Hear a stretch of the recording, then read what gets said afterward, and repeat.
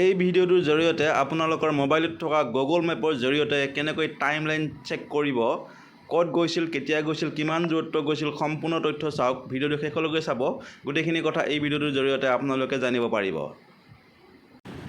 প্ৰথমে আপুনি আপোনাৰ মোবাইলৰ যিটো গুগল মেপ এপ্লিকেশ্যন হয়, এপ্লিকেশ্যনটোত আপুনি অন কৰিব। অন কৰাৰ পিছতে এইটো অপশ্যন আহিব, যিটো আপোনাৰ একেবাৰে ওপৰত চাব, যিটো প্ৰফাইল পিকচাৰ। এই প্ৰফাইল পিকচাৰটোত আপুনি ক্লিক কৰিব। ক্লিক কৰাৰ পিছতে আপুনি ইয়াতে অপশ্যন পাব আপোনাৰ ইয়ৰ টাইম লাইন।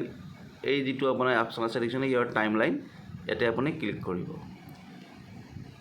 ক্লিক কৰাৰ পিছতে ইয়াতে অপশ্যন কিছুমান আহিব, যেনে ধৰি লওক আপোনাৰ ইয়াতে দেখাই দিছে টুডে মানে আজি মানে আপুনি ক'ত ক'ত ভিজিট কৰিলে ইয়াতে দেখাই দিব। ঠিক আছে, আপুনি যদি ধৰি লওক আপুনি এটা টাচ কৰিলে, টাচ কৰাৰ পিছত আপুনি ধৰি লওক 1 তাৰিখত আপুনি এইটো জুলাই মাহ 1 তাৰিখত আপুনি কোনটো ঠাইত আপুনি ভিজিট কৰিছিলে, ইয়াতে টাচ কৰিব, ক্লিক কৰাৰ পিছতে ইয়াতে অপশ্যন আহিছে দেখিছেনে, আপোনাৰ ইয়াতে কোনটো ঠাইত এইটো এটা অপশ্যন আপোনাৰ চাইকেল লৈ গৈছে।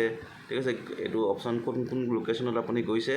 ঠিক আছে, ইয়াতে আপোনাৰ শ্ব' কৰিব। ধৰি লওক আপুনি নেক্সট মাহত আপুনি শ্ব' কৰিব বিচাৰে, এইটো জুলাই মাহ, আপুনি ধৰি লওক আপোনাৰ জুন মাহৰ 1 তাৰিখত আপুনি কোনটো ঠাইত আপুনি ভিজিট কৰিছিলে, ইয়াতে টাচ কৰিব। টাচ কৰাৰ পিছতে ইয়াতে আপুনি আহিব আপোনাৰ মোবাইলত, ইয়াতে শ্ব' কৰিব কোনটো ঠাইত ক'ত কেতিয়া ভিজিট কৰিছিলে।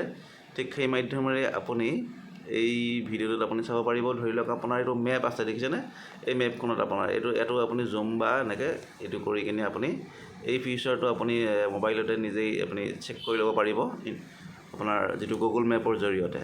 গতিকে আজিলৈ আছিলে এই ভিডিঅ'টোত ইমানখিনিয়ে। ধন্যবাদ, থেংক ইউ।